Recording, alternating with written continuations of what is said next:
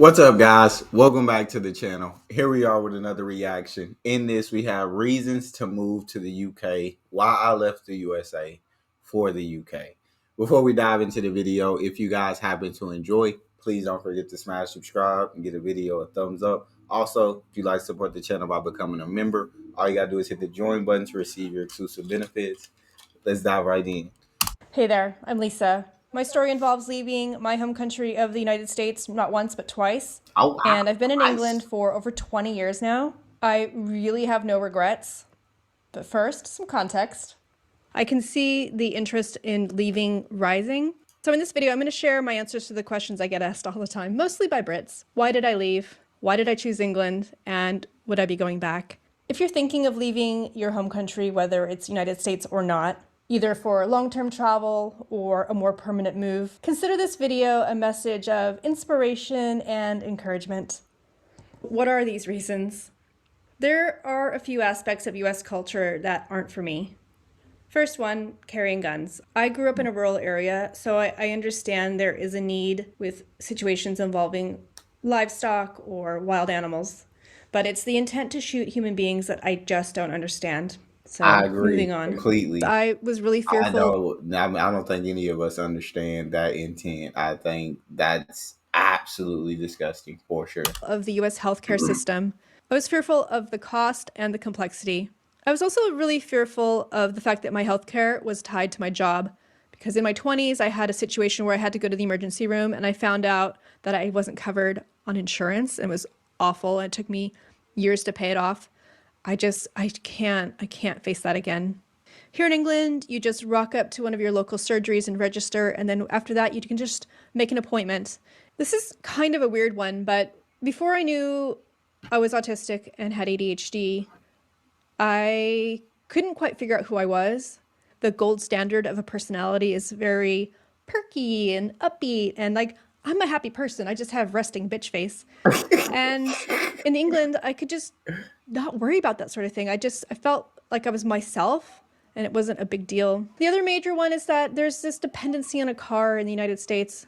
Like I've always That struggled is an with absolute driving. fact. My friends were That making is fun a of my fact. slow reflexes, Really? but I Oh, know now it's because of dyspraxia, which is oh, very common in people who are neurodivergent.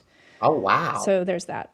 Another reason was Well, that I was yeah, I just feel simply like things would be much easier than in the UK for sure with that because yeah, you absolutely have to have a car to get around to different places. So that being the situation, I can understand. bored of the California weather. It was sunny a lot. I know I don't quite believe that now, but that's how I felt at the time. The question I get asked the most is, how did I end up in England? And the answer is pretty straightforward. I was living in California. I was keen to leave California, and I met someone. We decided to get married.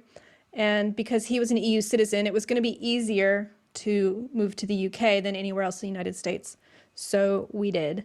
Usually the next question is that, well, why England? Well, okay, I have some good reasons. Depending on who's asking, I might not give them all of the reasons, but I'll give them to you. First of all, I was an Anglophile. Ever since I was a preteen, I went into that mad horse phase. And I was fortunate enough I did get to ride, but I was living in Western United States, which is primarily Western style of riding, and I was obsessed with English style riding.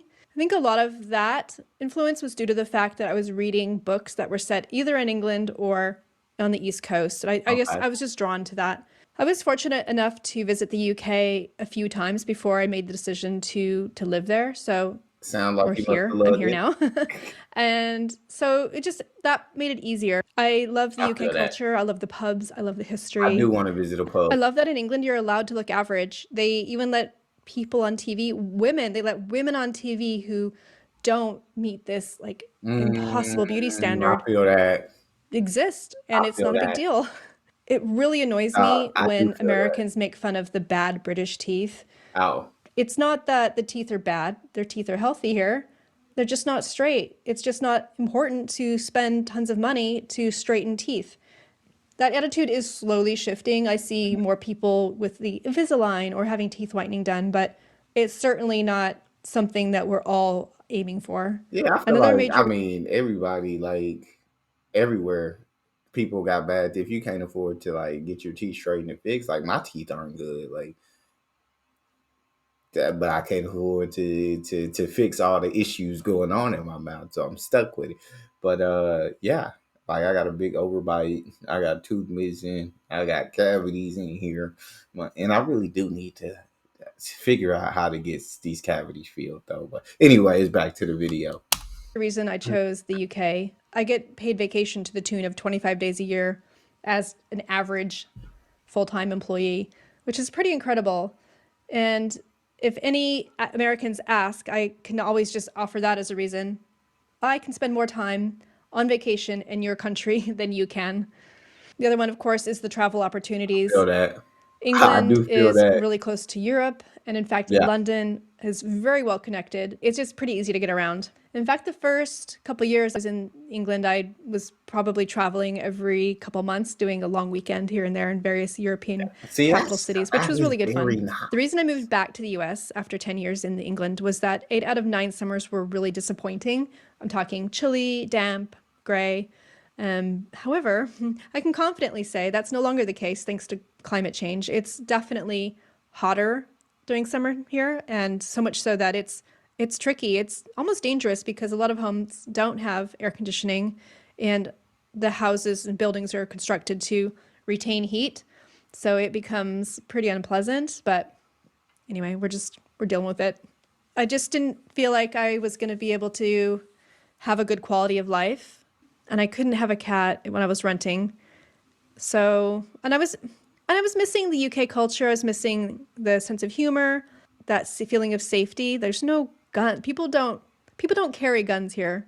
Mhm. Obviously, farmers have guns for very specific reasons, but or you could do sport shooting or something like that. But there's not this culture of carrying a gun around.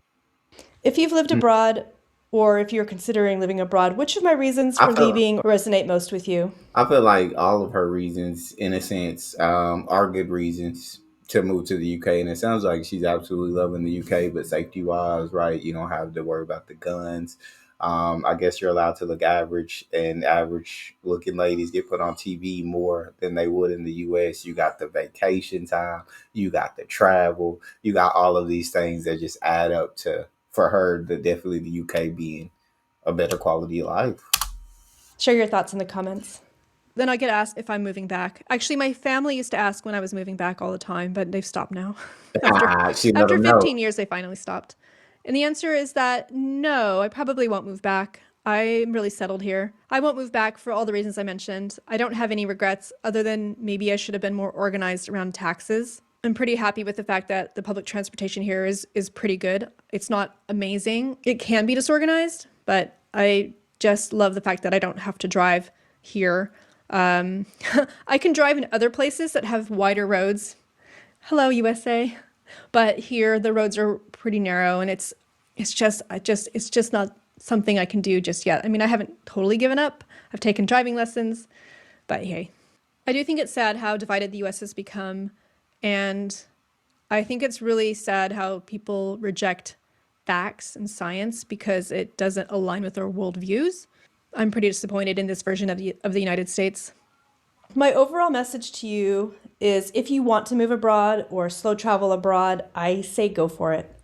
Definitely go visit the place ahead of time if you can. I see I've seen this pattern with other expats when they leave the United States. They expect their place they're going to be very similar to the United States, and it's I feel really that. not. There's going to be things that are slower. There's going to be less focus on customer service. That's just a fact, unless you're on a cruise ship.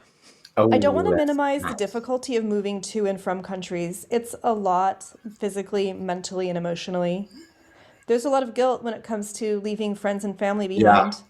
And of yeah. course, the difficulty comes is when you're quite far away and you have, say, limited time off to explore. You don't necessarily want to be spending all of your time going back to the US. The easiest way to move abroad is if you're just going to do slow travel and stay as long as you want within a country up to the allowance of the And then visitor visa. Otherwise, becoming a student is a very valid way to I, get residency in a country. I've seen that a So lot. there's I've seen that choices. a It's just lot. really going to depend on your individual circumstances and where you want to go. For me personally, I've been slow traveling for nearly 2 years now, and it's going great. I do a lot of house sitting. I'm a fully fledged cat lady, and that's Respect. primarily how I can afford this lifestyle. If you're still watching, I'd love it if you'd hit like and subscribe to help my channel grow. I appreciate it. YouTube thinks you should watch this one next. Definitely a great video and great reasons for leaving the US to go to the UK. They all make sense to me. That's all we have. Let me know your thoughts in the comment section. If you enjoyed, please don't forget to subscribe, give it a thumbs up. Check out the next. I'll see y'all next time.